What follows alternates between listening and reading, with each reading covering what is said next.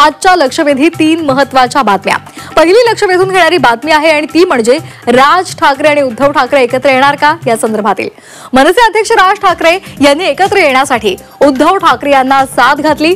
उद्धव ठाकरेंनी सुद्धा त्याला प्रतिसाद दिला। ठाकरे बंधू एकत्र येण्यासंदर्भात पहिल्यांदाच दोन्ही नेत्यांनी स्पष्ट संकेत दिलेले आहेत।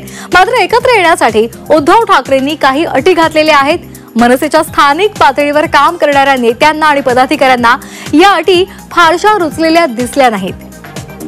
दुसरी लक्षवेधी बातमी आहे ती म्हणजे संग्राम थोपटेंची। काँग्रेसचे बडे नेते आणि माजी आमदार संग्राम थोपटे यांनी अखेर काँग्रेसला रामराम ठोकलेला आहे। त्यांनी काँग्रेसच्या सदस्यत्वाचा राजीनामा दिलाय। लवकरच ते भाजपमध्ये प्रवेश करणार असल्याची चर्चा आहे आणि त्याआधी थोपटे आज मेळावा सुद्धा घेणार आहे। यावेळी कार्यकर्त्यांशी संवाद साधून थोपटे पुढची राजकीय दिशा निश्चित करणार आहेत। तर तिसरी लक्षवेधी बातमी आहे ती म्हणजे नागपूरच्या उकाड्याची।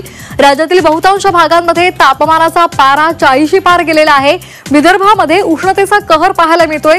नागपूर हा देशामधला सर्वात उष्ण शहर ठरलेला आहे। नागपूरमध्ये उच्चांकी 44.7 अंश सेल्सिअस इतक्या तापमानाची नोंद झाली आहे। पुढील काही दिवस उष्णतेचा पारा चढाच राहील असा अंदाजही हवामान विभागाने वर्तवलेला आहे। त्यामुळे या संदर्भातल्या बातम्यांचे अपडेट्स आपण या बातमीपत्रामध्ये घेणार आहोत।